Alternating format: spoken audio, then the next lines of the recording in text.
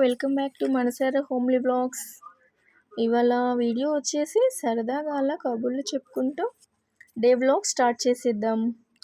ఇందాక ఫ్లవర్ చూసారు కదండి, చాలా బాగుంది కదా.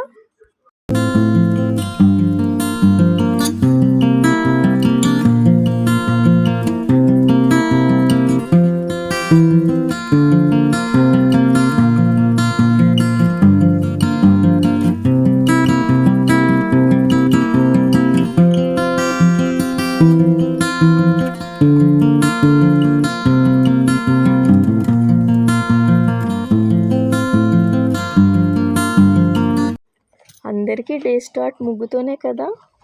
నేను వేసిన గడప ముగ్గు ఎలా ఉందో కామెంట్లో పెట్టండి. ఇక కుకింగ్ విషయానికి వస్తే ఈరోజు టిఫిన్ దోశ చేస్తున్నానండి. మా పిల్లలకి ఒక్కొక్కరికి ఒక్కొక్క టేస్ట్. వాళ్ళ కోసం ఆనియన్ దోశ అండ్ మా చిన్న పాప కోసం అయితే ప్లెయిన్ దోశ అండి. తనేమో ఆనియన్స్ అస్సలు తినదు. ఇక చకచకా పనులు అలా అవుతూ ఉన్నవి.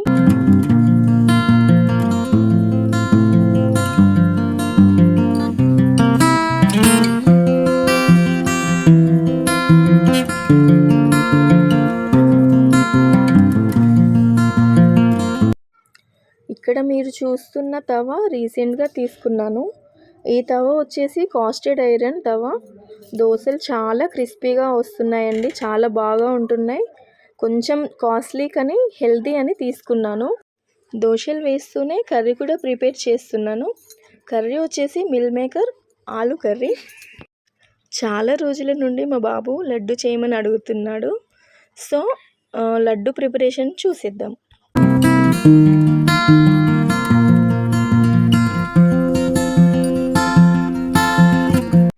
లడ్డూని సింపుల్ ప్రాసెస్లో పక్క కొలతలతో ఎలా ప్రిపేర్ చేసుకోవాలో చూసేద్దాం.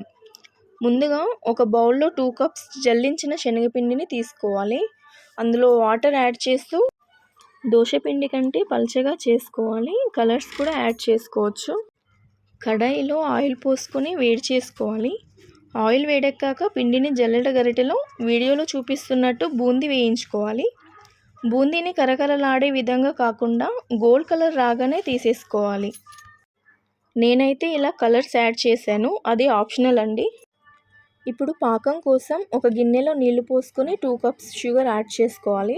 అలా పాకాన్ని హీట్ చేస్తూ పాకం తీగపాకం వచ్చే వరకు చూస్తూ పాకం వచ్చాక స్టవ్ కట్టేయాలి. పాకం వేడిగా ఉన్నప్పుడే బూందీని ట్రాన్స్ఫర్ చేసుకోవాలి. 3 to 5 minutes అలా పక్కన పెట్టేసుకోవాలి. కాస్త నెయ్యిని చేతికి అంటించుకొని లడ్డు చుట్టుకోవాలి. ఇంతే అండి, చాలా ఈజీ ప్రాసెస్ కదా. లడ్డూలు అయితే చాలా టేస్టీగా జ్యూసీగా వచ్చాయండి.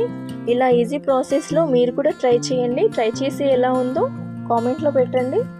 ఈ వీడియో మీకు నచ్చితే లైక్ చేయండి. ఈ వీడియోలో మీకు నచ్చిన బిట్ని కామెంట్లో పెట్టండి.